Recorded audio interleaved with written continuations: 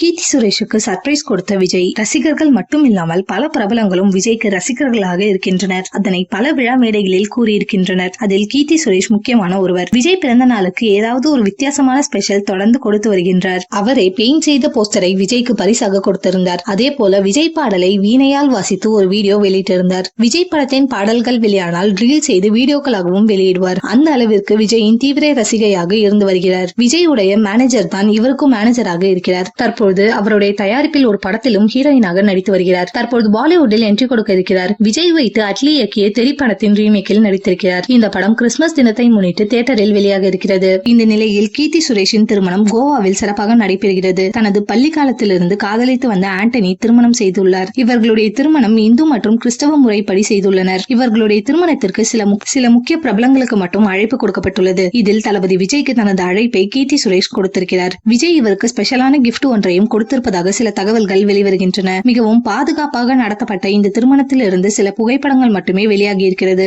கீர்த்தி சுரேஷ் திருமணத்திற்கு பல ரசிகர்கள் தங்களது வாழ்த்துக்களை தெரிவித்து வருகின்றனர்.